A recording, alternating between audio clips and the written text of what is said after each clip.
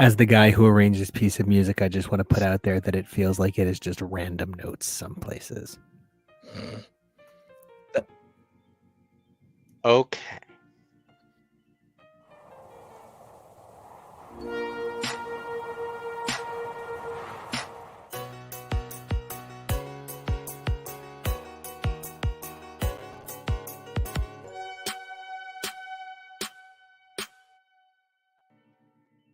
Hey, everybody, welcome back to another all new X's for Show, your premier media response coverage show. You can check us out at X's for Show. I'm Nico. You can check me out at Nico Action. That's NICOACTION. And my top Trek thing is this amazing modern era we're living in where we're revisiting the past. And my least favorite Trek thing is the previous era where we visited the past a bunch. I'm looking at you, Enterprise.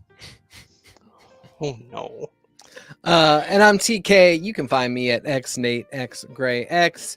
My favorite Trek thing is the feeling that the future will always be bright, and there's always things to look forward to, and there's always things to explore and new things to learn. And my least favorite thing about Trek is the better it gets, the more difficult it is to watch the old stuff and all of the things that we as a people just couldn't think about the future. This is cutting edge technology. Yeah. So much to talk about when we talk about this episode, but watching Strange New Worlds, man, you really think about what was going on in the original series and just how nobody could predict the future. And that makes me your production commander, Kevo. You can find me at Kevo Really. That's KEVOREALLY.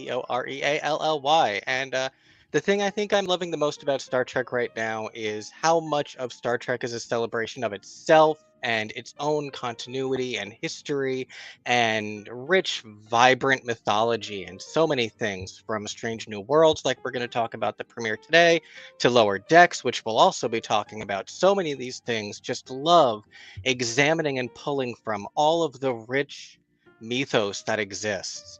My least favorite thing about Trek is when they make Klingons talk and there's no subtitles. Yes. Yeah, Now, there's that whole era where it was just Klingons talking in Klingon with the subtitles too, and like, I'm not here to read. We have universal translators. But it's okay. Beautiful language. so we are here to kick things off for this new amazing season of Strange New Worlds. I am so excited to talk about with these guys.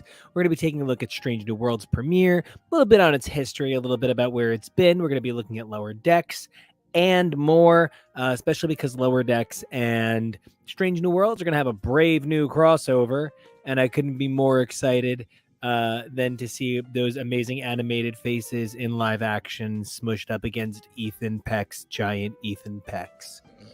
We should all be so lucky. Right? So I just kind of want to start things off with a little bit of who we are as Trekkies. You know, if you're tuning into this, you probably know what the show is. And if you don't, it's a response show. With us, now you know. So to give you a better sense of who we are, let's start things off with some pretty classic Trek questions. Number one, favorite captain? I'm gonna be that guy. I'm a Pike man now. I was a Picard man until very recently, and now I'm just adding that Ard to the end of the pick. I will always be the ultimate mama's boy. It's all Janeway for me. Oh, I really respect that. I've really become a Michael Burnham guy. I love her attitude and I love her positivity. It's all about hope with Michael Burnham, and I really, really, really love that. All right. I love these answers. Let's keep it rolling. Show. For me, it's going to be kind of a shocking answer of Lower Decks, I think, because I get a little bit of everything from every show in Lower Decks, and I would miss something from every show if not for Lower Decks, and I can't say that about any other series, right? So, TK, top Trek show. What's your Trek track? I really do want to say Lower Decks, but I'm going to say something different just because I think you nailed what there is to love about Lower Decks. So for me, it's Voyager. That's the one that I really came to love Star Trek with. I went back and watched all of Next Generation and loved it so much, but Voyager was my, like, watch this and you'll get it show. Yeah. And I have my favorite captain. That's true. You Kevin. know, I was also going to say Lower Decks for all of those reasons, and we don't want to seem too sycophantic of a really wonderful show. So I think I will then instead give a shout out to another beloved now classic Trek, TNG, sort of being a bridge between the original series era and being a template for the direction of where this modern Star Trek era has gone. Because it's not the same. It is a radical evolution, but it is an evolution based on what there was because of that. And I love that. I love these answers, and let's just keep on a moving with what's your ship? And I'm gonna say it's a tough one, but for ship, I'm gonna say it's a tie between the tacky fascist Cardassian eyesore, and I love that Deep Space Nine that whole look, and Oh, totally. I really really like the film bridge from the tacky movies, the bad movies. The Enterprise bridge from the J.J. Abrams movies. It's really beautiful. Oh, the Jabrams. It's really polished. It has like a lot of really nice touches from all over the franchise. It's really good. It's a little too bright for me, but I love the design in general. I really get that. All right, TK, ship me. I'm gonna The punch Enterprise E. you. Oh, okay. Rest in peace, baby girl. I think you're gonna say the Voyager again. Honestly, like it's high up there. Fair. But Enterprise E is the promise of that future that Kevo you were talking about, kind of with the bridging of the shows, because it really was like this is forever. This is not just the show. And we're not just going to let it be the show. The Enterprise is a spirit, and we can promise you that that spirit will live on. Oh, she's crashed. We got a new one. It's okay. Don't worry about it. Sometimes when the Enterprise separates saucer from body, it's like watching Kramer versus Kramer. And we still don't know what happened to the E, though, do we? The D is the one that crashed in Generations. E is the one that we got for First Contact, and so like. I really, to bring it back to our beloved Lower Decks again, I would love to find out what happened to it at least. Yeah. And see some more of it, maybe through that format, because it really was such a beautiful ship. Yep. And there was so much potential. And yep.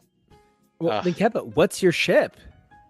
I really love the disco. I love that it spins. I love both the original and the future upgrades with the detached nacelles, which is just mind-blowing. And the fact that you can have those two different generations in essentially the same ship, despite the retrofit, is just a really cool thing. So I love her.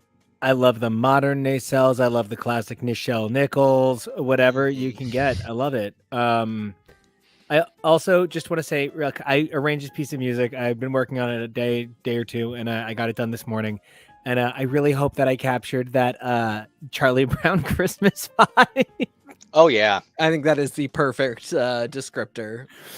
Oh, okay. Well, speaking of wacky mashups, one of the things that I love the most about Star Trek is the incredible alien species that we see on the Star Trek franchise.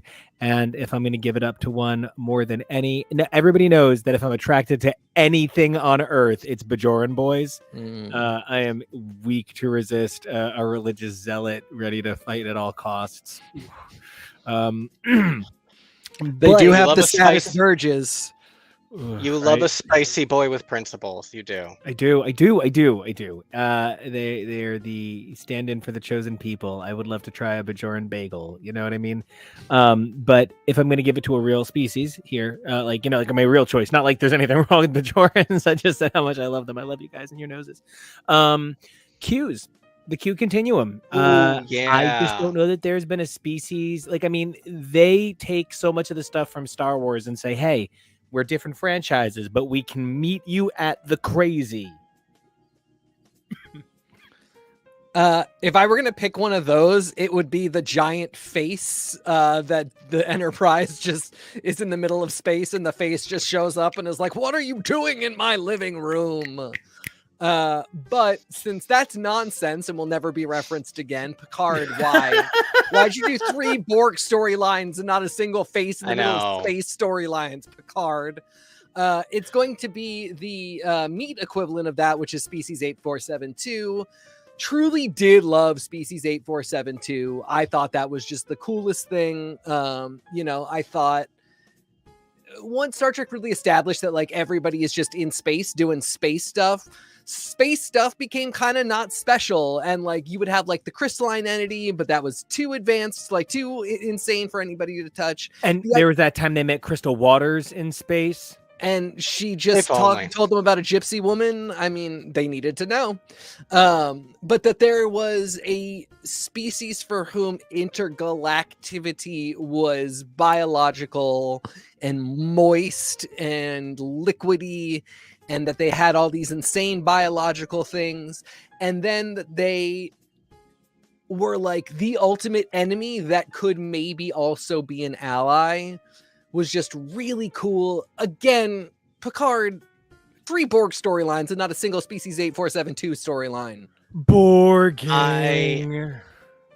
I am really excited for you to continue your Disco journey and catch up, because I feel like there's a lot of stuff in Disco Season 4 that is going to touch on some of the stuff that you're looking for from the 8472.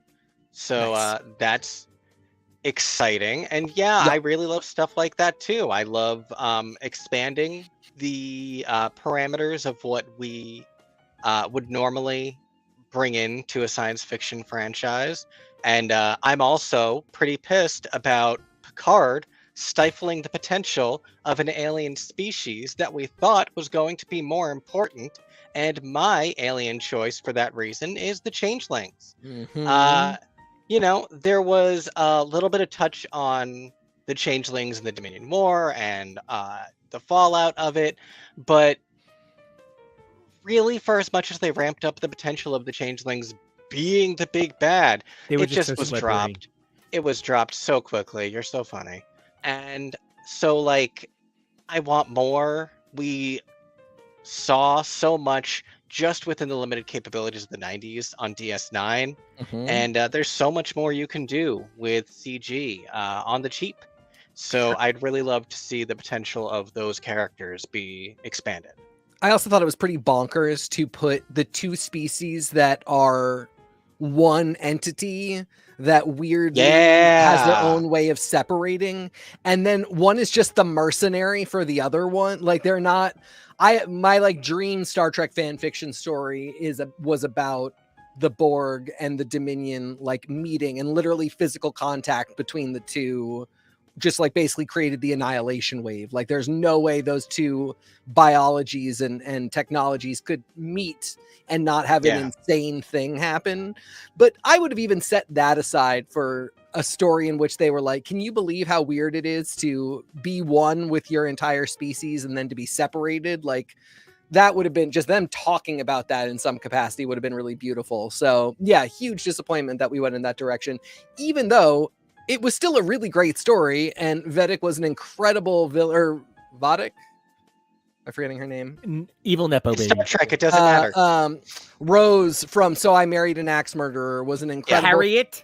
Sweet Harriet. Incredible villain. Truly the Lysa Arryn of space. And I just... literally. Yeah, truly. I loved her a ton, but there's just so much unused potential in those stories. And now we're going to wrap up this super cool introduction with what's your favorite Star Trek movie? And I'm going to do the thing. I'm going to Angela Bassett all over this. My favorite Star Trek movie, unapologetically, unabashedly, Galaxy Quest. And here's why. You're such a dick. No one wants your answer. I love Sigourney Weaver. No. I almost, if I hadn't done a very, very basic, I mean, barely even trying. It's a red shirt. I have a badge thing on. Oh, I need my badge. I have a phaser. If I hadn't gone this basic Starfleet look, I probably would have gone with Ripley. And I just really enjoy Galaxy Quest, and it's a loving send up. Yeah, I agree with that. It's First Contact. Duh. I also have to give First Contact, but like specifically as a former complete non-Trekkie, where First Contact was like the first Star Trek thing I ever saw. And I really did love it, but it was one of those things where it was on HBO, and it was the late 90s. And so I just was at the mercy of what HBO showed me. We didn't have quite as accessible home video that I could just fall into. And so it was just always a movie that I loved. And Star Trek was always this thing that I loved in the background that I guess kind of just thought I'd get to someday. And someday is now.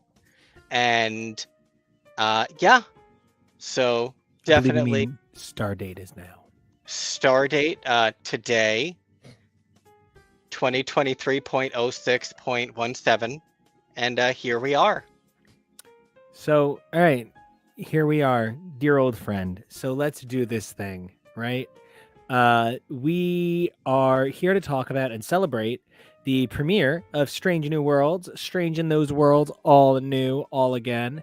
Let me beam us aboard the bridge. Oh, bridge us. Love it. Now, one of the things that's so fun about Strange New Worlds is, just as we talked about in our opening questions, with things like Captain, this is a show that actually really relies on its captain as a central point. Mm-hmm. In a really interesting way. Disco went out of its way to not be captain centric at first, so that this is sort of like an accidental spin-off. One of the things that I love the most about this show is that originally this was never going to exist. Fans just loved Pike and Ethan Peck's Spock and Rebecca Romaine's number one. And it wound up being something that fans called for. And we wound up with Strange New Worlds, which has been, for my money, a real celebration of fandom and kind of the magic of Star Trek. So, I know that I was so turned off by initial Disco that I needed a little time to come back to it. But TK, I think you might have gotten further and then needed longer.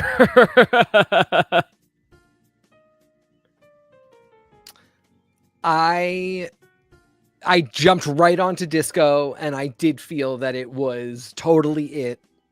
I felt like if we have to do a new era where Star Trek kind of has to completely rethink how it's going to be a serial and episodic show, where it's going to be produced and where it's going to be online. Is it going to stream or is it going to be on TV? I really thought this is so good. What are you doing? Is your toy? Oh, continue. They were very much boldly going when it came to how to stream. I was just very impressed. And then I felt like, not even to Disco's lack of credit, the execs and the higher ups really didn't have a vision for what was going to be happening with the Star Trek universe. I still sort of feel like they don't. And I've become a lot more okay with it, but I am here for what is happening in the present as it has been established by the Star Trek universe. So now it would be after what has happened on Picard. Before Picard, it was what happened after the last Star Trek movie.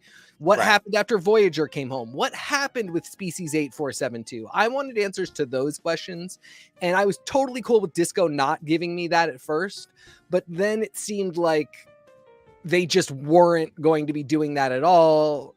And then we had Picard, and I felt like the ship was righted, and then I got kind of in this in-between zone where I was just still waiting for that, the new generation, or what's now, I think, going to be Legacy. And before I watched all this other stuff, I wanted to watch that.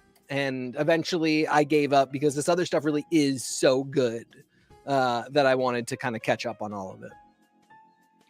Now, Kevo, you had spent many years trekking from a distance, and you only really stepped into your fandom as like a Trek head, as we are so well known in the Stark community. But talk to me about what it's like being a new fan in this like streaming era. It's very different than like catching Star Trek on WPIX Saturdays and Sundays. And Yes. the availability is sort of exponential in that regard. Yeah, and that makes it very interesting. I feel like that also is one of the things that makes the tone of the current fandom, especially this fandom, so at times frustrating, where I will look at the number of episodes of TNG, of Voy, of DS9, and they're all available through the same streaming service as all of this stuff. It's like almost 200 episodes of each of those shows. So like that's part of where when I see people being extra salty about anything from the current era, I'm like, but go back and watch that, because exactly what you're saying. I think a lot of that stuff is great still. I started showing Jonah TNG a little bit, and he genuinely was blown away by some of the stories that they did. The graphics are what they are for 1987, but a lot of the stories really do hold up. And for me, I really feel like so much of what Star Trek is more about this core ideal that Starfleet and the Federation are supposed to be, which is even in universe very frequently, that you're supposed to hold yourself to this ideal. And I feel like as long as whatever the project is tries to mostly stick true to that, you're going to have your ridiculous things like Lower Decks being cartoonish, or Discovery is kind of a soap opera. And I know that soap opera thing is not for everyone. That is for sure. The same way that I'm sure the uber religious parallels of DS9 weren't for everyone either.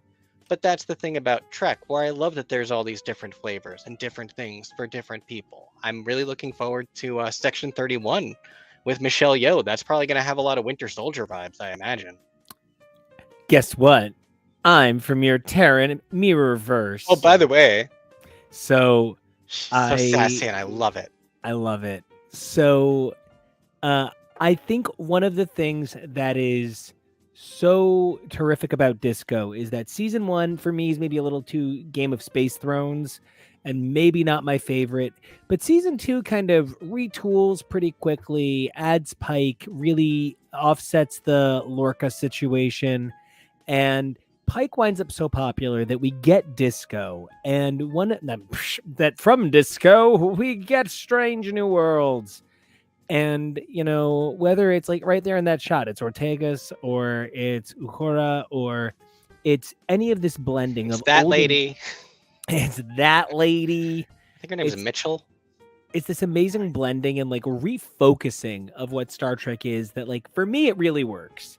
I think that what Strange New Worlds gets right is, now admittedly I'm about to make a comparison nearly 30 years off, so it's just an unfair comparison, but this is what I think episode 1 got wrong. Episode 1, The Phantom Menace, was so eager to tie into the things you never really knew about the past just before the big thing that set it all off, that everybody was so concerned with what came later, that going into the past is kind of a time buy. I know Discovery was like, oh, this cool idea, but it was kind of a time buy. It was in the past, and they wrap it all up with nobody ever knew anything about it that could talk about it, that kind of hand-waving nonsense. So the thing that this show gives me is a reverence for nostalgia and also an awareness that some of it's terrible. Just terrible. Just like sometimes this show is really critical of TOS, and good, because it's like 60 years old. And that's not to say that it's not wonderful, but we're critical of Shakespeare, aren't we? We're critical of Gatsby, aren't we? We're critical of these things that we consider literary classics. I think we can be critical of the thing that Desi Arnaz was forced to produce by Lucille Ball so that he couldn't go on the road and cheat on her more. Yeah. It's just tough because it spawned so much fandom and so many other great shows and so many other great ideas. I mean, if we're being really honest, the start of The Next Generation had, a ton of its own problems. Deanna Troi. Sure. I mean, Voyager with Jerry Ryan, like the problems go on and are reflective of what's going on in society. And I do love that partially what shows like Discovery and Strange New Worlds do is a sort of soft retcon that's like, no, everything was actually as it should have been in the future. Like things were much more gender equal. That was just a weird year, or like you just missed. They just you didn't happen to see that there were black people available. There was a reason that they were being misogynistic to that one woman because she did this thing. So don't worry. And there are times where, and that's kind of what I was saying is the thing I love and hate about Star Trek is like, there are times where I just live for it and I live seeing the aesthetics modernized in a way that like our ability to conceive of something that would be futuristic is not just informed by where we are today. It's also like, as we gain knowledge and expand and allow more cultural input from other voices, what is futuristic isn't just reflective of our present that is the future from, the past where this started. It is more inclusive and it feels more expansive. And I do love that about it. But I also really do love that they are willing to game their own system a little bit because honoring that fan need to be like, nothing can ever change. Things must always be as I loved them, even if that means they are racist and sexist and kind of stupid. We don't need that type of fandom. And I think we always are scared that it's going to be everybody, but we need to know that it's really nobody. And if we upset those people, the franchise always survives without, then they always end up watching it. So, And I think part of the struggle kind of becomes, even when Star Trek got things wrong, it was revolutionary. Yeah. And so the revolutionary wrong, it's one of those things that like, I try to explain to people that like, if you wind up getting caught in a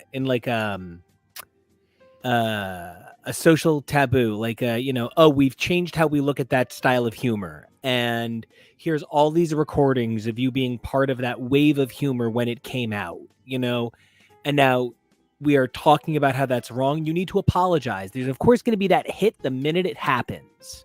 But if you're on it, you apologize, you put in the work, you can always be okay. And that's, I think, something Star Trek always did. It was revolutionary with its casting. It was revolutionary with its characters, with its storylines. And when over time stuff aged poorly, the franchise has taken responsibility for it. Now, I certainly won't say that the franchise should start giving out awards for recognition of excellence in female treatment called the Tasha Yar Awards or anything. But I do think that the franchise has begun to poke enough fun at itself that we can maybe say that it's some good old-fashioned Denise Crosby tap dancing when you can hear the show making fun of itself for those sorts of moments. And my celebration is that Star Trek Strange New Worlds is, through its storylines, atoning, and it doesn't need the funny asides as much. Chapel is just realized. Umbanga is just realized. And it's through that realization that we're able to avoid what I think a lot of people find as unattractive woke politics, but I probably find just a necessary conversation. But that I get both sides of it, I think is legendary. And I think it's one of the reasons that we're here to talk about season 2 of this incredible show.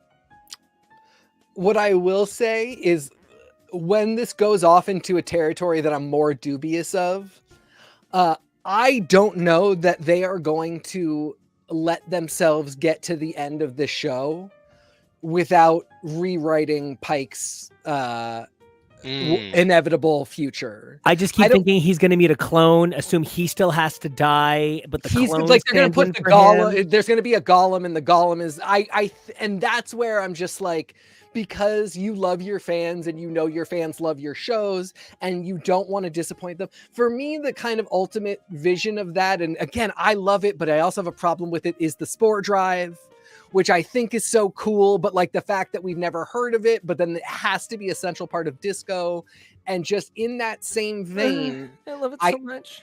I love it so much. I love the tardigrade. I love everything about it. But the fact that they had had to work so hard to, on paper, make it be realistic, that because it only existed for like 3 years at that time, and because David it was Cronenberg is obsessed with it.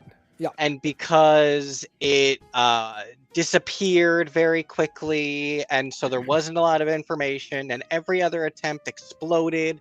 Like, they had to work. Because I'm almost done with my Disco rewatch, and in season 1, they spend a lot of time being like, and this is how this can exist, and no one else had it. And then in the end, this is why you never see it or hear about it again. And there's a lot of stuff like that, and I really agree in a lot of ways on the Pike thing, where I don't know what to expect, and I'm not like anxious, I'm deeply curious, because I think it could go in a few different directions, where it either could, like you're saying, be a cop-out, and we find some way that Pike survives. But something I also keep pointing to is that Pike doesn't really technically die. He is horrifically disfigured by sort of like radiation accident. Yeah. But then he goes off to live with his psychic girlfriend, who, by the way, we've already met in this current era of Star Trek anyway, played by the fantastic Melissa George, who I hope you don't cast an actor like Melissa George as a character that important without the intent of us seeing her again. I do have to say, it is bonkers that she currently looks younger than she did on Alias. Well, I can't.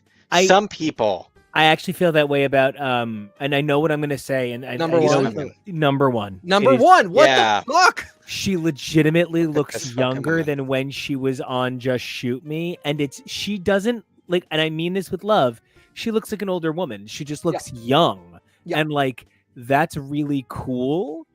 Anson Mount looks like, Anson Mount's biceps are like 2 of the biggest things in space. And he has a look of age to him that actually really reflects the way that Patrick Stewart was older, but not like old.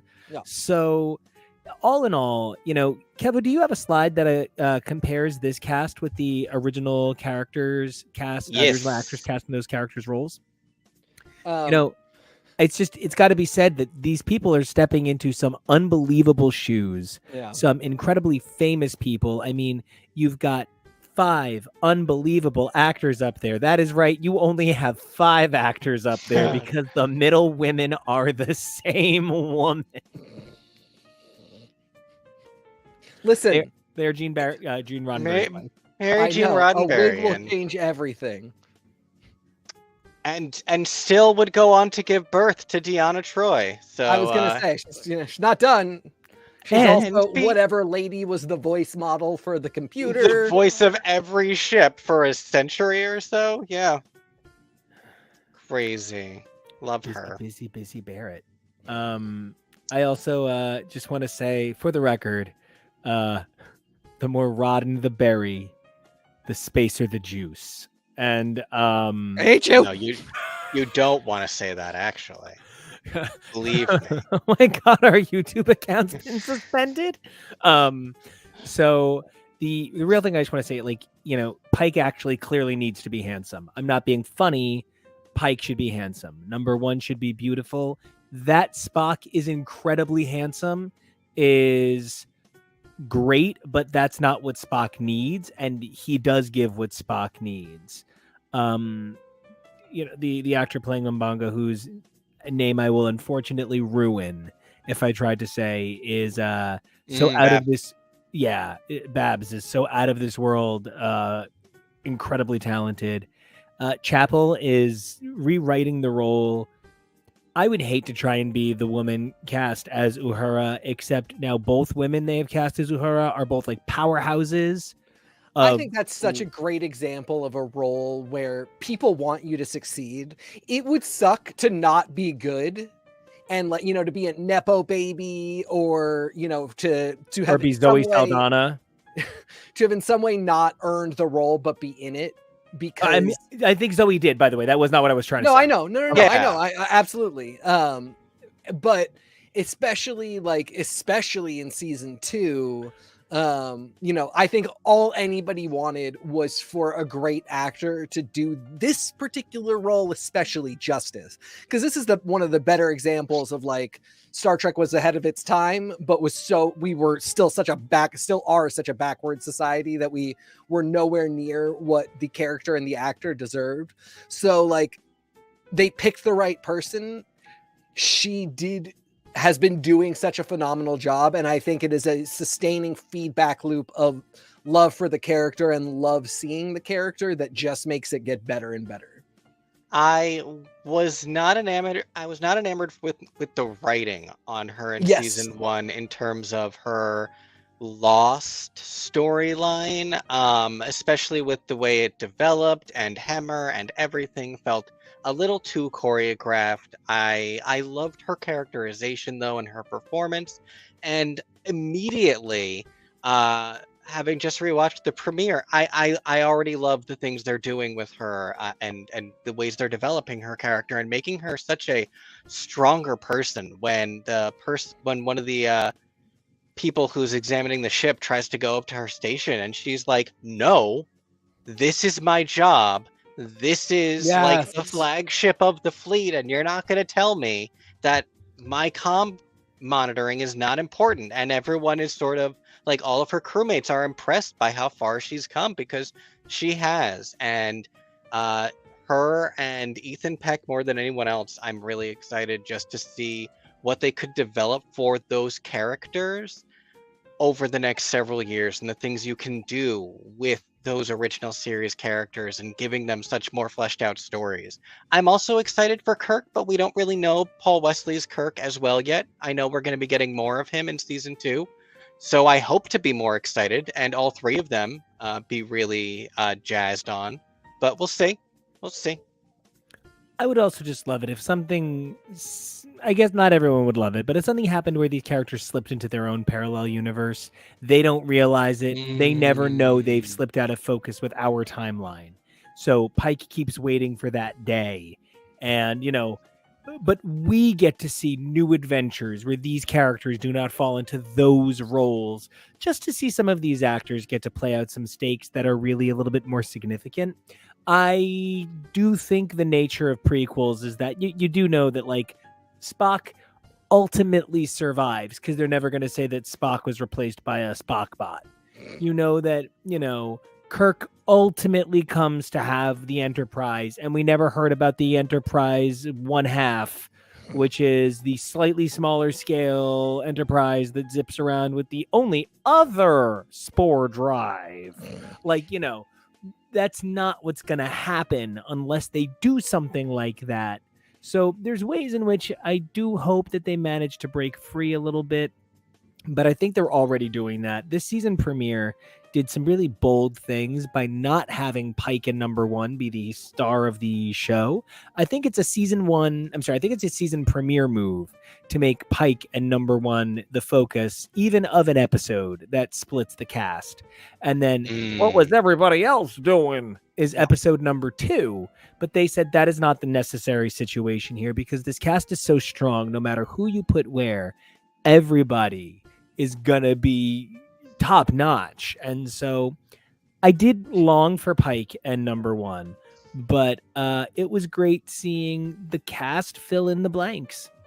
I will say, as somebody who is kind of working my way around this show in my own way, there is a very smart mirroring effect that happens with the show premiere and the season 2 premiere, where number 1 is in peril we're gonna go get her, but the Yeah. expectation is subverted when that is then not actually the mission of the cast in season 2. That becomes something else that we're maybe going to see Pike do, or maybe we won't. We don't know how that's going to turn out. But it's a very interesting play on episodic TV. And it's one of the great things about this show overall is that it does sort of play on the episodic roots of Star Trek, and the fact that there was virtually no serial carryover on the show for far too long, by kind of repeating themes while having these really fascinating maintained serial plots. And yeah, just a really strong start to the season. And to build on that, now that you're saying that, there's other things to it too. And I feel like, you know, even like I was saying, the Uhura is an ensign now, and so she's taking her next step. The focus on La'an, there was so much focus on her in the series premiere, and her agency and action. And so getting so much of her was really cool. Do you want to say the G word, Nico? Do you want to do it? I just think it's remarkable that we have a television show where a descendant of Khan is going after the Gorn. And yeah, it's like playing theater rhythm. You have to cross your eyes in certain directions to get the hit. I actually wasn't even thinking about the Khan thing, but when you said that, that's why I included these images on my as what did I say I'm calling it again? My fandom tween girl picture board that I'm gonna start making for our stuff. Your Twink Girl Squad, yes. My Twink Girl Squad, but these promo shots in specific of Noonien Sung and Kirk, like this is okay, not but it looks like a scene from Guan's Crossing here. This doesn't look like a scene from Star Trek. But that's also that is a feature of Strange New Worlds, which we can get into a little bit later because I don't want to totally derail the thing. But you know, Kevo asked me a while ago if Discovery was the Grey's Anatomy of the Star Trek universe, to which I said, yeah, I think it probably is. And I hadn't really watched this show at that point. And once I had, I went back to him and said that, no, it is in fact this show. This show is 100% the drama sometimes, and like the sexiness on board a ship that really ought not to have time for sexiness is at times very silly and often very much reflected in the promo materials and the trailers a little bit more than it actually is in the show.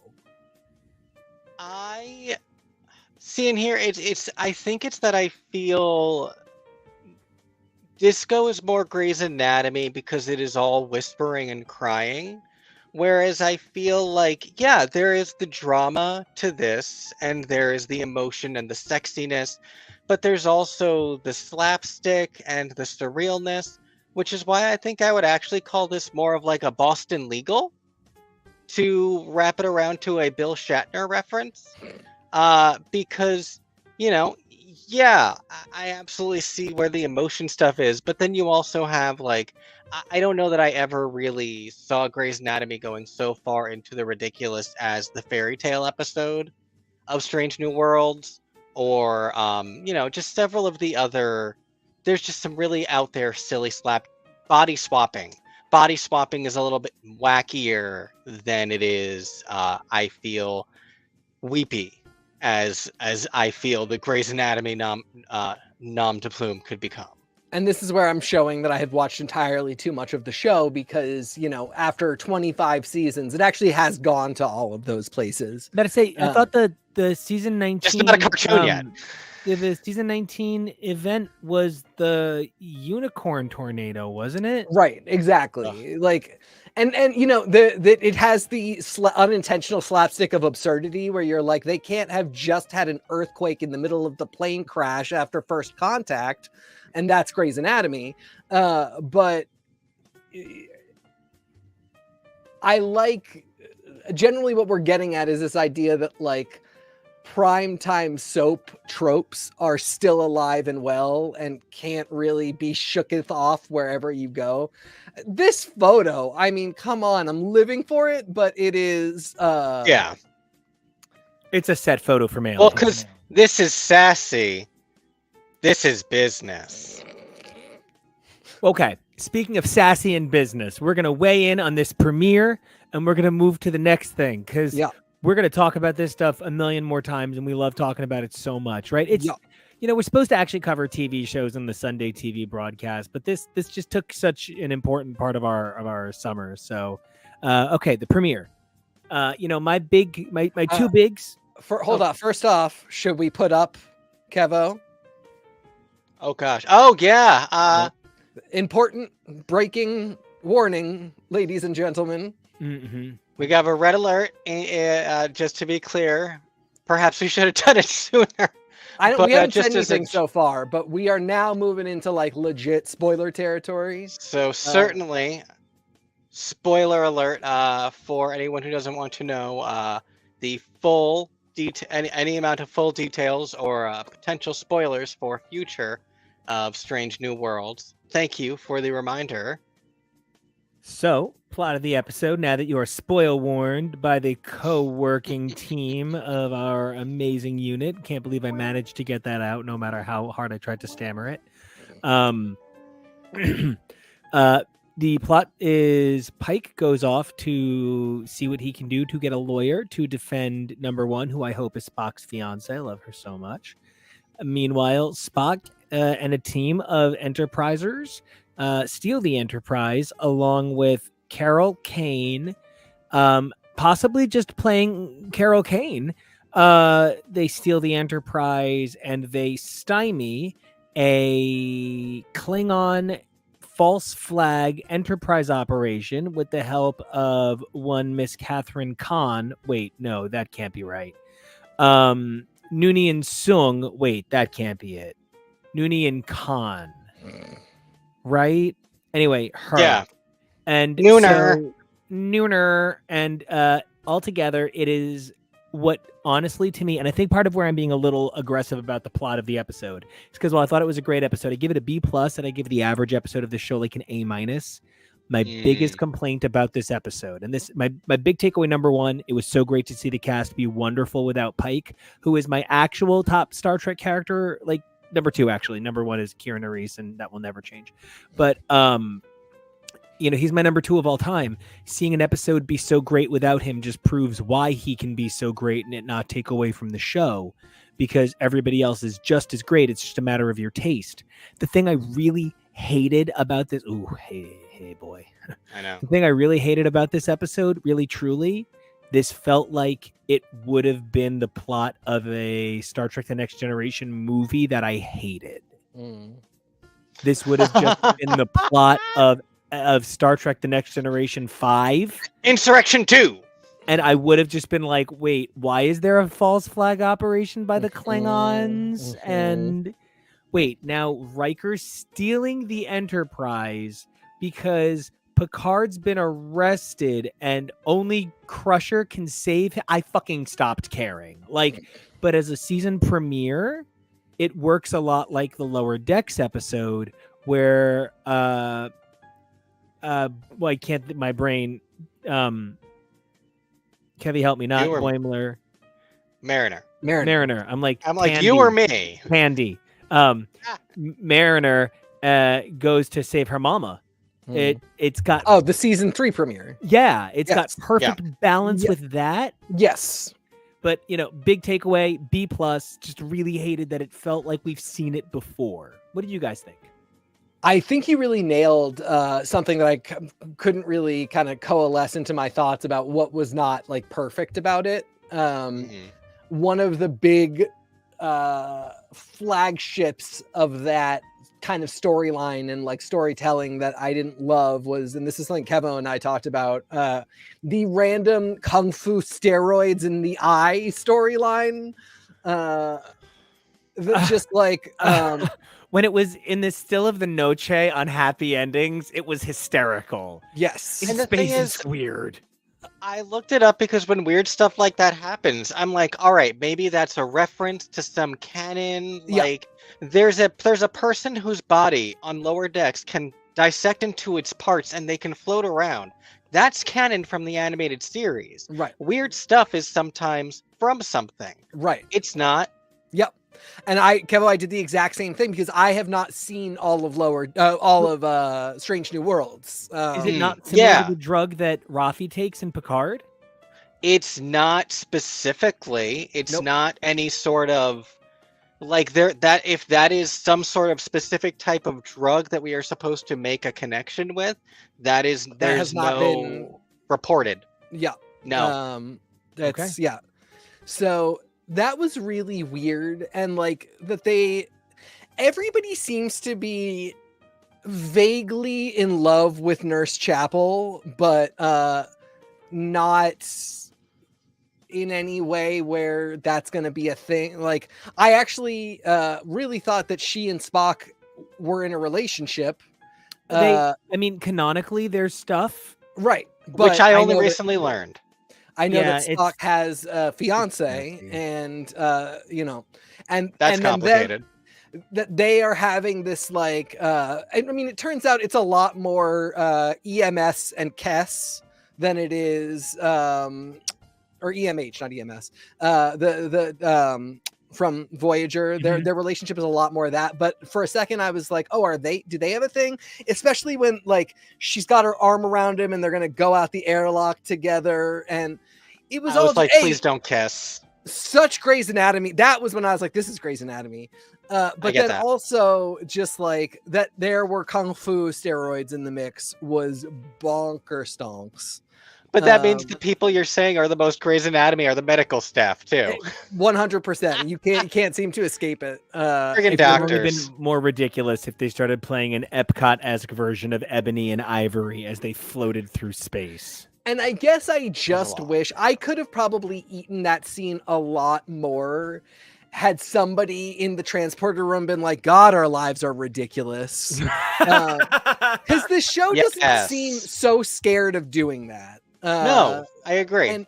And so to have such a like high octane, melodramatic, ill-advised series of events and moments, and not have anybody be like, life's weird, just felt like, come on guys, like we don't need to take this all so seriously. And especially knowing that they're about to interface with like the least serious corner of Star Trek that's ever been created. I just feel like maybe let's get it in the mix early, that like no matter how violent and horrible life gets, we all can have a chuckle here and there. Let's all still laugh at ourselves, because I Yeah. really agree. And there's that. It's specifically the "you don't die, you don't die," and I was saying to you, it's the phrasing in specific, because you put it as "you don't die on me," and I was like, no, because he didn't say it a normal way, like "you don't die on me." It felt like he was saying, canonically, this is not where your character dies. Rand, if Lisa for some Rinna. reason you were about to turn this off mid-episode, I am telling you. It's Lisa Rinna Spoiler informing alert. her husband's career. You do not die. And so that was just really, I know that he's a Vulcan, but he can talk like people, and exactly like you said, where was Transporter Chief Kyle to have some sort of sassy comment for this episode? Yeah. Like, exactly. There just needed to be some kind of to help deflate. All right, so I'm B+, and what are you guys doing? I think you're right at about a B+. Kevo, Yeah, I really agree. A lot of the stuff you guys were saying about this episode, just something I really noticed about this episode too, and like you were pointing out, where it wasn't about the Pike of the show, it instead was about the crew, and it was both like hyper dramatic and yet not the highest of stakes. It really reminded me of classic sci-fi television. It reminded me of the second season premiere of Farscape that had been intended, where instead of picking up on the cliffhanger ending that there was a gap episode where we catch up with these other characters. Of before going to the ones that had the bigger cliffhanger. And it just almost makes me smile to think that sci-fi writers are still playing their same hijinks and still insist on telling their stories in their weird ways where they're like, nope, we're not gonna tell you who he's going to get help from Una from. You gotta wait. And I love when people used to be like, do you think they hadn't decided yet? Like, Yes. do you think they don't know? And so they're like, Because they really think they start filming the next episode the day after that episode aired. and the actors That- make up all the lines. Hater strike. So, okay, I think we all feel pretty positive on this episode. I know adding this to TV or something we talked about a lot. We're organizing the show a little bit more so it's easier to follow. We're going to have a calendar up so you're going to be able to follow along. But with Star Trek Strange New Worlds, to like TV rotations. So if like what we're doing with the Star Trek from the Saturday Big Show. Hopefully, you all. Unless we get a real event episode. Oh, I thought you were going to enough people I'll tell you writing right are like, now. this sucked. Do it. I think the lower deck. I do want to say like an actual serious topic for just like 1 second. Something that winds up happening a lot with Star Trek is the marginalized quality of a lot of the fandom. Me as a kid, I mean, I was so lonely, and I really felt like Star Trek made me feel less lonely. And to be part of a fandom that takes its celebrities so religiously seriously that this episode of Enterprise fuck me. Of the Enterprise all on worthless. Strange New World. Every sweet thing I just said worthless. On Strange New Worlds, at least Enterprise of Strange New Worlds was dedicated to Nichelle Nichols, is just really a part of why this fandom is so powerful. Whether it's Nichelle Nichols or it was when they really did a beautiful tribute to Leonard Nimoy, Anton Yelchin, or the very fake tribute we're all going to have to do to William Shatner in a couple of months. I'm really thrilled that this is a fandom that honors its losses, because I come from comics and everybody cares for a month and then they really don't care anymore. And frankly, we lost Nichelle Nichols so long ago, it was hard to believe that this was the thing dedicated to her. Yes. And that's actually nice. It's nice that we remembered that we lost a legend instead of moving on to the next legend. So, anyway, really tragic loss, but very grateful for the representation. And the NOA was at all of my snark. So, commercial, like, subscribe, commercial. I'm actually so thrilled to be talking Lower Decks next, so you don't want to miss that. It's going to be a lot of fun, and you're going to hear how often I say Lower Decks. Very often. Very often.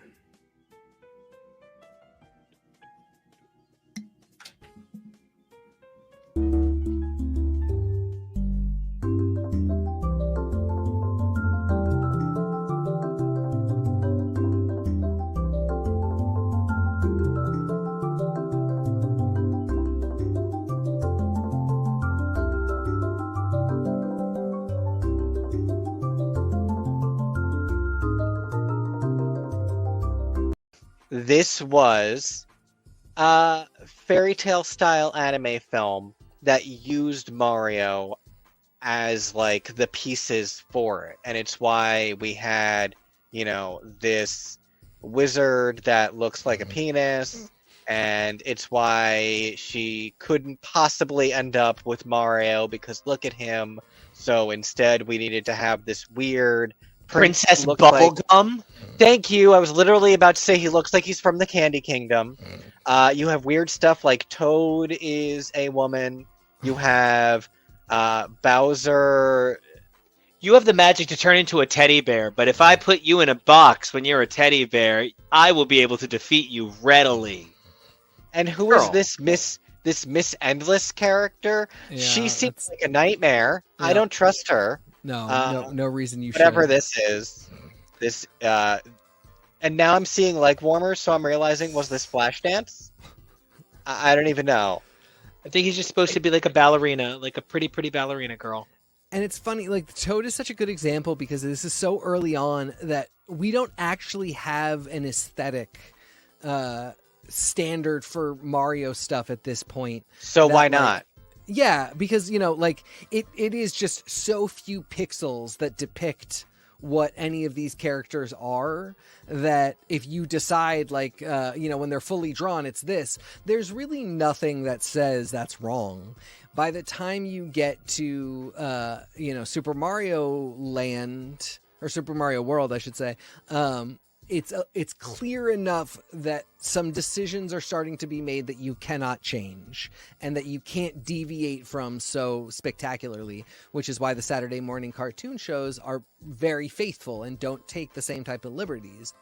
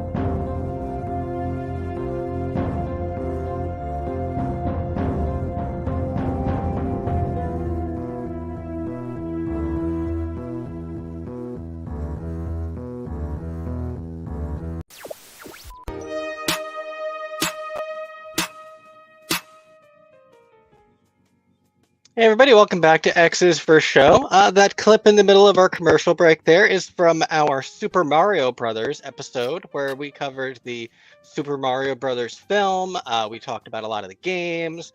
We played one of our favorite games, Bracketeering, where we went over all of the different Super Mario power-ups. And I don't remember how that ended and what power-up won. It was probably justified, though. Yeah, with the Snooki. Yeah, that makes I was sense. And like I involved. said, probably justified, but it's always fun to see how that battle commences. And but now we're back. What?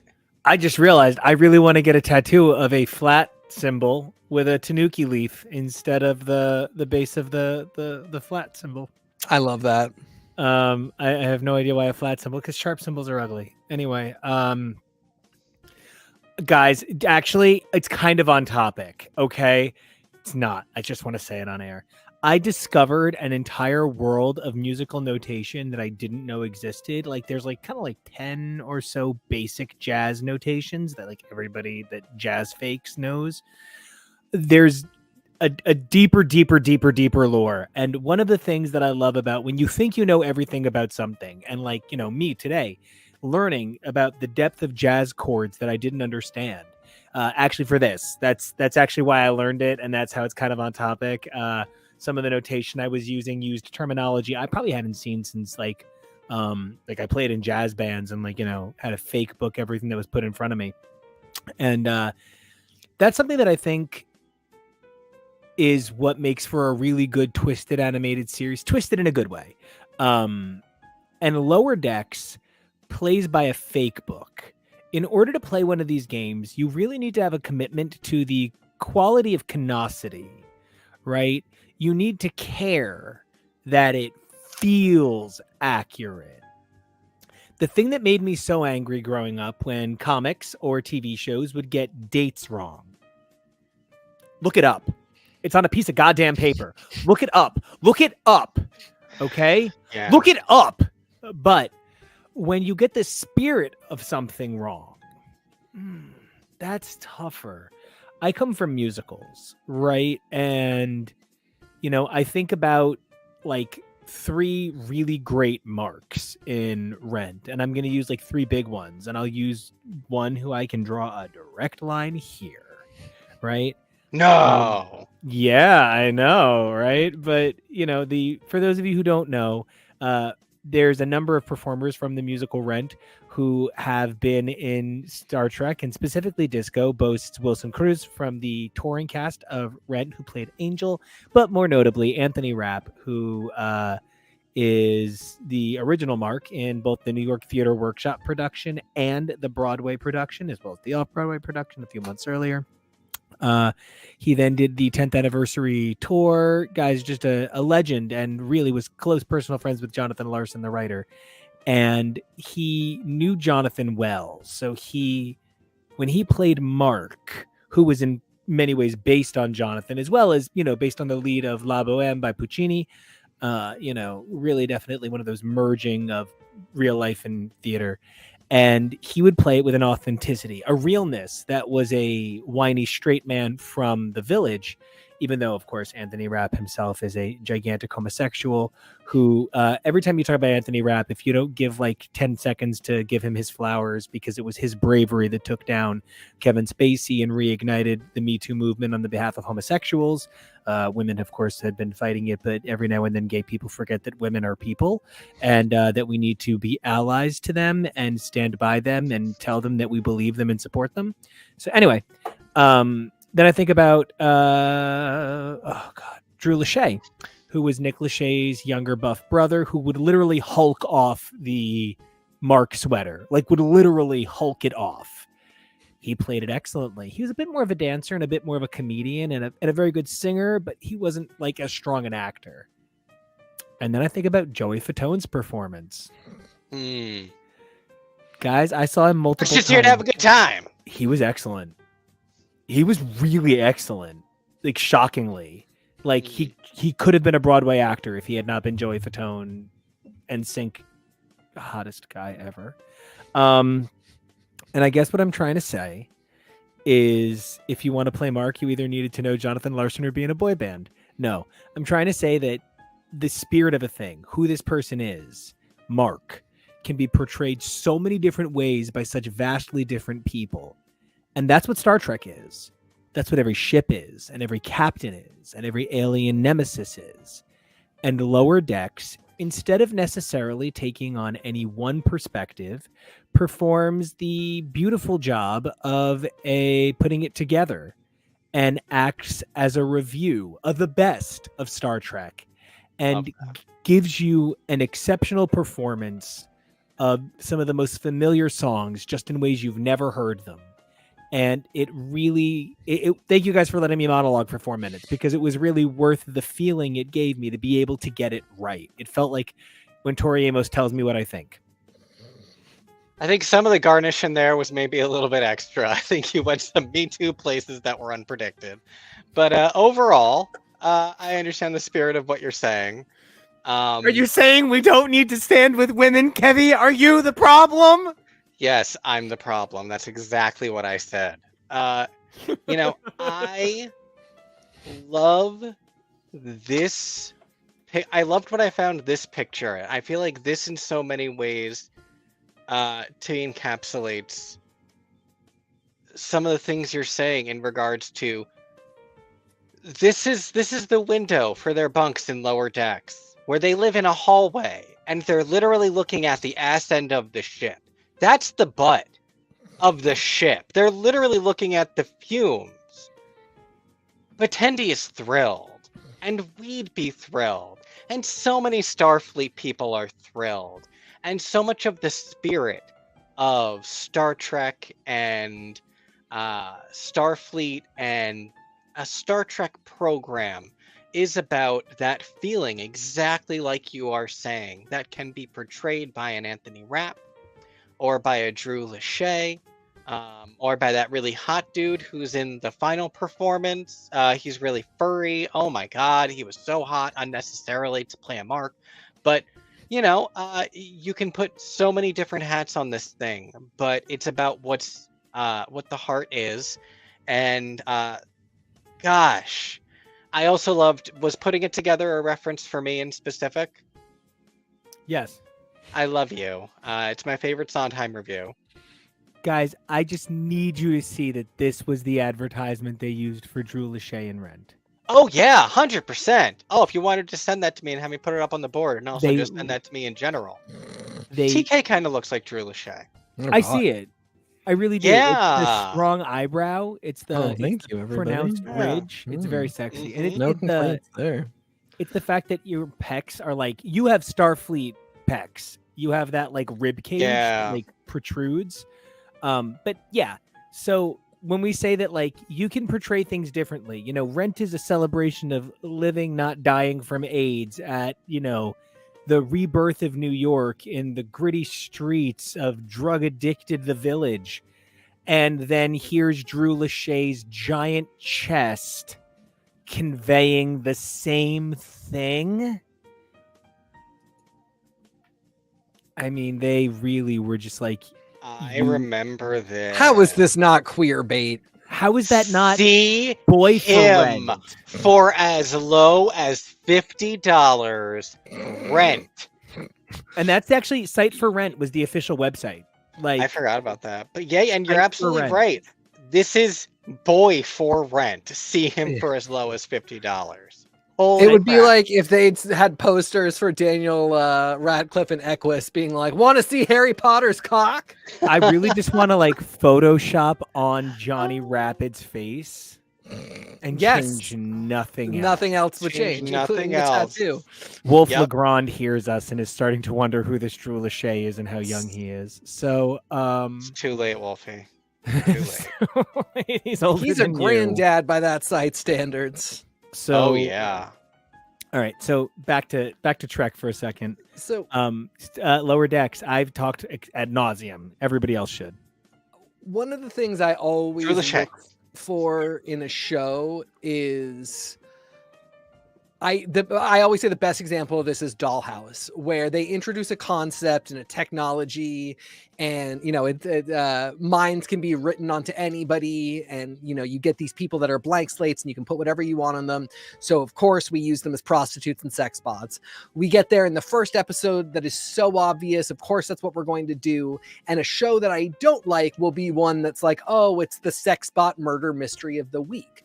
A show that will really impress me is a show that will tell me, yeah, a technology that bonkers, here are all the insane things that happen with it. Here's a woman that knows she's going to die, so has her personality backed up, so when she dies, she can come back and solve her own murder. Yep. You know, here's all these different insane things that you wouldn't initially think would be what you would do this technology. Here's those things being done. Star Trek has a similar thing where, for all of the great things about Star Trek, it does repeat a lot of the like, of course we're going to go to a planet, of course we're not going to be able to understand the aliens, of course we're going to have to think outside the box for how we're going to understand the aliens. I don't necessarily get tired of those stories because the concept is so broad we can do a lot with them.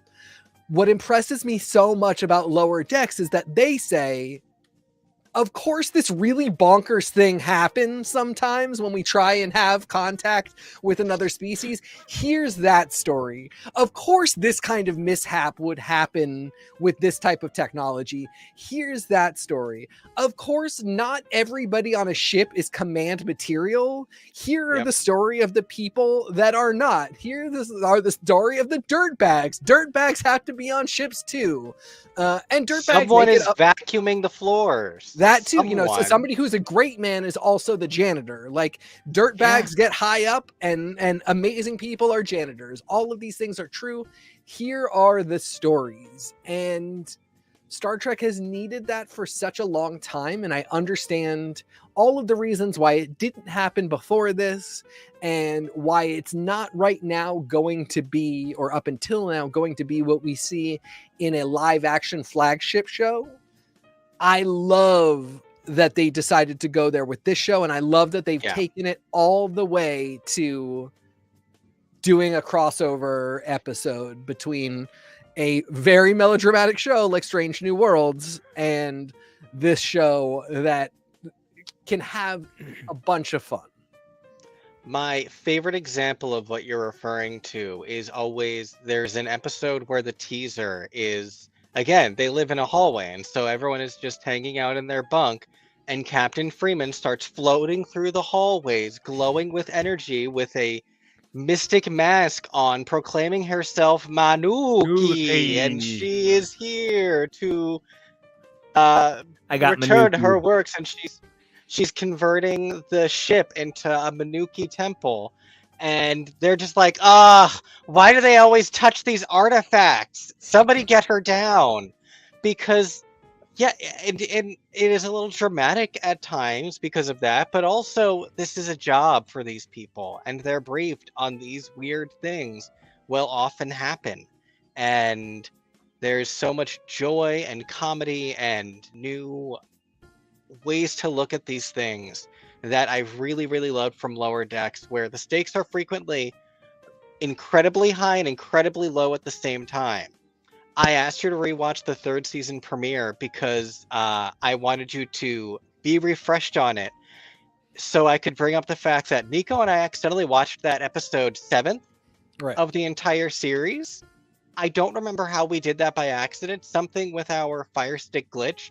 And that's just the 7th one we watched. And even though Mariner had not yet revealed that the captain was her mom, and even though her mom had been arrested at the top of the episode and was like on trial as a war criminal, we just thought this was a regular of the week episode of Lower Decks. Because for as much as it, was an event premiere, every week has things in it that are this big and are these big moments where they go to Cisco's dad's gumbo restaurant.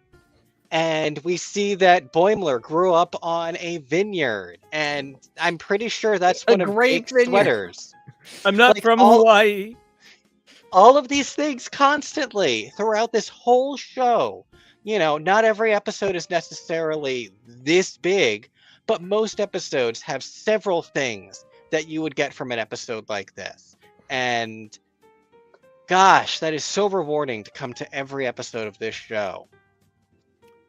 And I have this theory that if NBC were to come to me and offer me a Britannic-like deal and say we're gonna, not that NBC is still a network, but if it were, if they were continuing to broadcast and project TV shows onto the back of a peacock, I would say, can I do a hyper dramatic version of Friends called Friends ?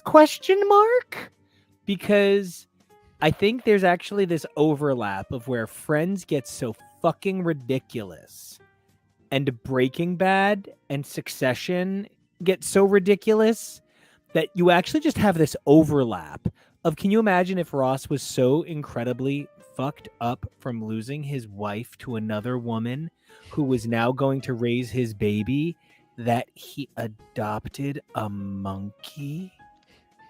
Really think about that. And made it a little French boy and projected that the monkey wasn't just in heat. The monkey was going through puberty and he had to walk the monkey through it. And if you actually put that they don't know what Chandler does, but they rely on his paycheck to survive.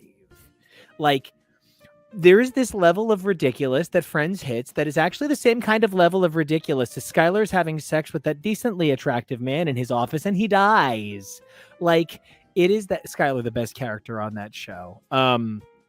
So except for Marie, who is the best character of all time. That's not funniest. And that's what I think Strange New Worlds and Lower Decks actually offer. It's this Venn diagram of we reach overwhelming absurdity so beautifully in tandem that I actually think that these are the two shows that I would cross over like that. I think this is a little bit better than when Deep Space Nine had to fight some tribbles. Yeah, because despite, obviously, based on just the medium alone, the cartoonish levels of reality that this show frequently descends to, they very, very, very much work hard to make it feel like, through this cartoon lens, it's still canon. And all of these events are still things that are happening while Jean-Luc is still captaining and soon retiring from the Enterprise, rather than it just being straight up ludicrous. And I love that. That there is no hammer space is really important. Like Yes. if they ever were to have hammer space, that would actually be an episode, like how they have found the pocket dimension, and we would get to see the effect. But there is a little bit of like I was just watching the rest of the season, like the one where Boimler's being hunted, like the way he physically, it's so good. It's so good. But the way he physically, and everyone's like, oh well, you consented. Exactly. We have to respect their culture. The way he physically, the way he physically moves around the ship is, you could not depict that in real life. Jeffries, yeah. Like he literally jumps on walls in ways that like technically you cannot physically do. If you can dial yourself in for that level of cartoonishness and understand that they get it, you're absolutely right. It is totally canon. And then, like, from a writing standpoint and a dramatic standpoint, back to that, we have to respect their culture thing.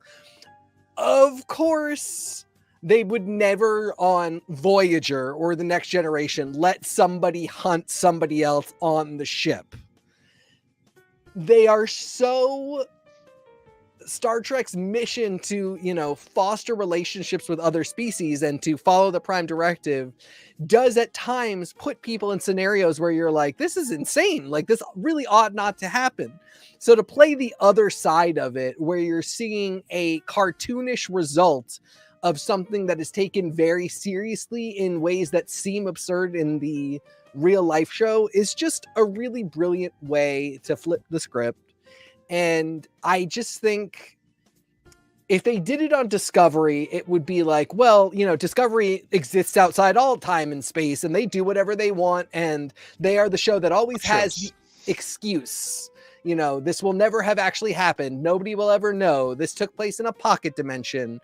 It's not really special if it happens on Discovery, but if it happens on Strange New Worlds, there's a degree to which it continues to say, yes, Lower Decks is absurd, but it is not a hammer space cartoon. It is all part of Star Trek life.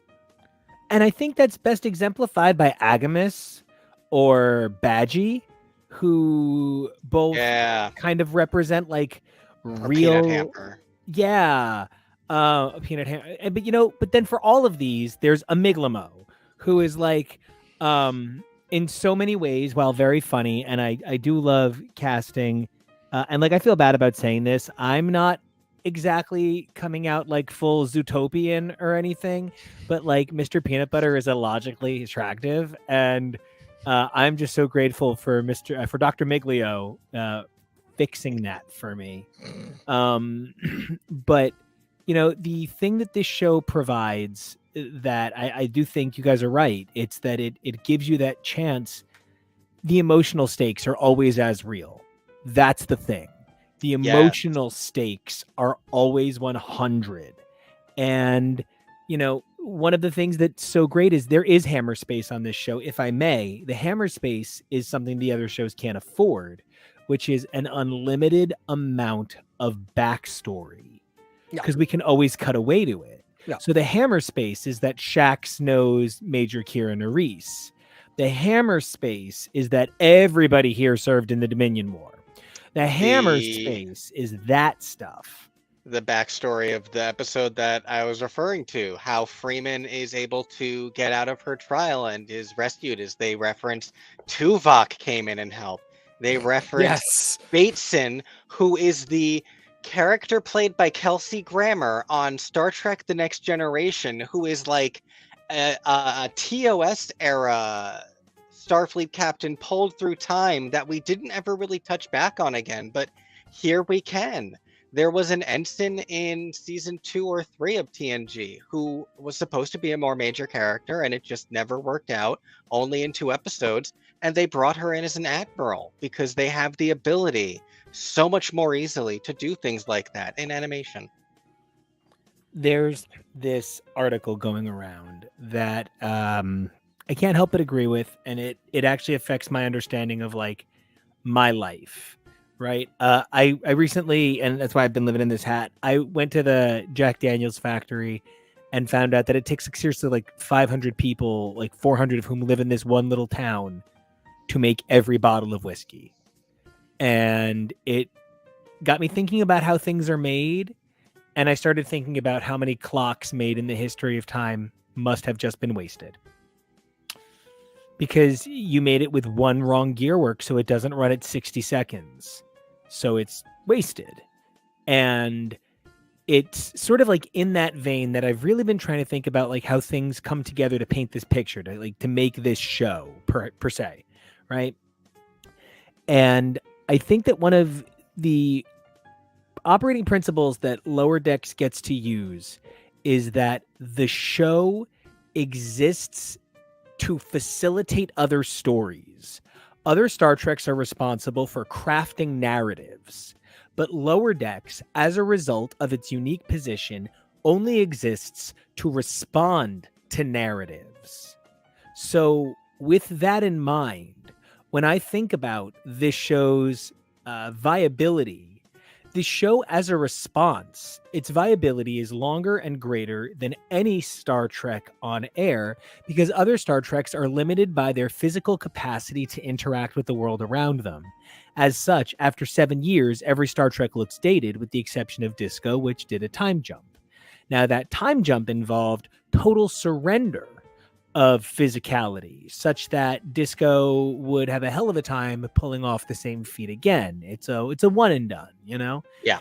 And Lower Decks has an insurmountable task of retaining a quality of retrofuturism that was already static and stale by the point at which its referencing became popular.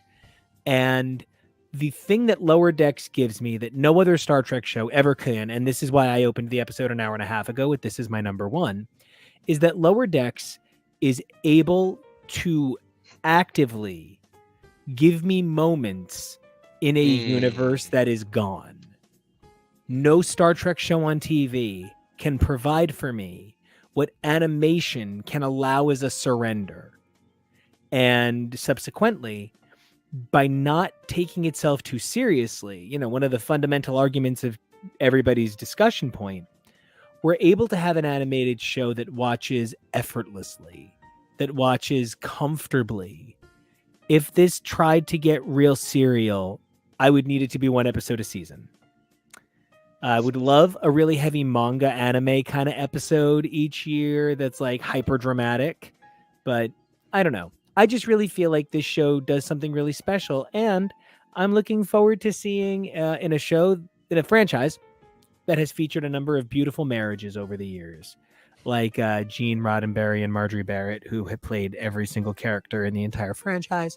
I am really looking forward to Jerry O'Connell and Rebecca Romaine playing Number One and Ransom in the same show. They're married, and they're both first mates, and that's pretty cool. Shax is also the hottest thing to ever wear a Starfleet outfit ever. He's a hyper buff Bajoran who just wants to cry about his feelings. That's the dream. Go ahead. You're both so polite to each other. I don't believe we have. I just want to say this one thing real quick. Go. I don't believe we've been given any indication that Jerry O'Connell is going to be in the crossover. He can't be. I bet. I hope he is. I don't bet see she'll why he be can't animated. Be. I bet she will be animated. I think he looks enough like Jack that he could be. I think that he's large and square-jawed and white and muscular. Jax is like 30. I get that. And I'm not saying an extended appearance. I will be a little disappointed if we don't even get a glimpse of Jack in live action, because I think they could pull that off. I think that he, much like his wife, has looked like he is 30 to 40 years old for the last 30 years. Yeah, he basically went like Goonies, Scream 2, and then stayed. And I definitely see the wrinkles too. I'm not saying that we need. I cannot be an extended sequence. Here's the thing: I don't think Jack Quaid is young enough to necessarily be playing Boimler in live action either, because I think Boimler is supposed to be like 22, 23. Jack Quaid, not so much. I'm so excited. And the thing is, everyone looks old and young on Star Mhm. Trek at the same time, which is how we're able to say, yeah, sure, Beverly Crusher had a baby. Why not? So that's where I'm like, I don't really care that he doesn't look right. Sure, I because that's his wife, and he could Mhm. just show up to work that day. That's why I'm like, it would be so cool. I don't expect anyone else. We're not going to see Ta'ana. We're not going to see a giant cat woman. But, Ransom would be cool. It'll be interesting to see. I think Ransom would be cool. I mean, I really am curious to see how Strange New Worlds characters are depicted in animation. Like, I am really Yes. equally excited about that. So it'll be interesting to see. The thing I was going to say earlier was that after all of these years, Lower Decks also serves as a kind of pressure valve for the buildup of concerns about the absurdities of Star Trek that, Right. Being a franchise that has spanned so much time, which very few other franchises get to do, and a lot of the other ones that get to do are film based. And Great one of the point. other big ones is Star Wars, which it's space magic, so it does not matter what's absurd in Star Trek. It is the Right. Uncharted velocity of the absurd. Force. Yeah. With Star Trek, I think, we're saying if this is ever a future, we could really imagine even an approximation of it. We do need something that addresses that real life is gross and messy and stupid and clunky, and some people are garbage and some people are great, and they don't always wind up in the places that garbage people and great people are supposed to go. And it just does that job really well of saying, like, okay, here's a season of specifically what that looks like. So now you can go enjoy every single other piece of Star Trek, knowing that nobody's trying to convince you that it is perfect all the time. And not only that, we're here to show you where it's not. And celebrate it. Yeah. Like, the nature of, oh my god, his clone. I can't. Oh my God, Boimler's William. transport clone William, who's taken in by Riker as a child. Why wouldn't he be? Like a foundling. Why wouldn't he be? Because Riker understands. And it's just the cartoon elasticity that the things that it allows, that we got to see Kieran Reese and that we got to see Quark, and you can hear it in their voices that they've aged, and time is a line, and you can only do so much at so much. One of the things that bugs me so much about people being upset that these Star Wars sequels weren't just the books that had been written is because those books were about like 25 to 30-year-olds, and Carrie Fisher, Harrison Ford, and Mark Hamill couldn't perform those things in live action. It's ludicrous to even ask, let alone expect. And you can have Kira and Quark show up just a couple of years after DS9 ended, and it looks the same. And you can have a little bit of Riker's time on Titan with Deanna. They can both easily show up, which would be so much harder in live action to get both actors, let alone just one. And, one of the things I think I am most curious about for this crossover that we're going to be getting is how it will feed back into Lower Decks because of that cartoon elasticity, where they are able to do so many more things. I don't know. Are they going to spend some amount of time back in TOS era? Are they going to bounce around time? Because something that I would love is not to be too selfish. I would love if they could meet the Disco Crew, bounce back in time and forward in time. why not? You can do something like that on something like Lower Decks. You can start showing a different Lower Decks crew from a different era. Maybe Boimler, when they go back in time, will meet a Boimler ancestor, and that can be a window to do Lower Decks stories back in TOS. Who knows? There's so many cool things you can do by it being this format and by being less stringently serialized while still taking the serialization of the universe seriously. And I love that. I loved Mike Mahan's work on Solar Opposites. It was one of my favorite shows. And now I don't ever need to watch it again. No offense to it. And because I want something about like Solar Opposites about something that I love, you know? Yeah, and that's I can only hope that everything gets Lower Decks love song the way this was a love song for all of Star Trek. And there's no way we could ever say this is enough Star Trek coverage.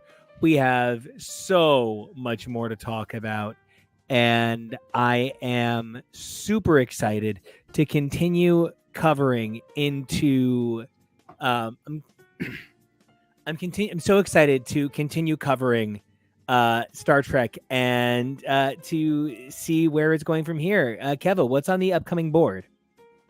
Oh, let's see. Let's go to our on-stage board. Well, first we've got our regular shows that we are going to be finishing up our coverage of. End of the month, I want to do all of our silo coverage concentrated. Yeah. I think next week is the finale, so it's coming up. I love me some oddly period dramas for sure. We've got our reality competitions. So we have our RuPaul's Drag Race. We had our first Project Runway elimination already. Yeah, it's double already episode drop. Already really exciting season. So we're super stoked to bring you that coverage. We're gonna bring you some impossibly good.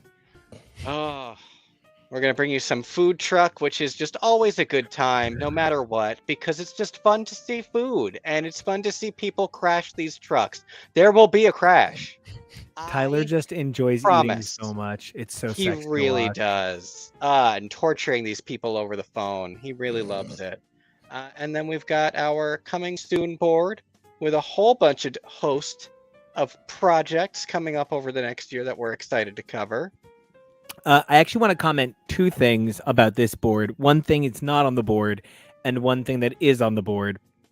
The Haunted Mansion coverage, everyone's given me the little bit of wiggle room here. We're not actually looking at this Haunted Mansion movie when we look at Haunted Mansion. And no.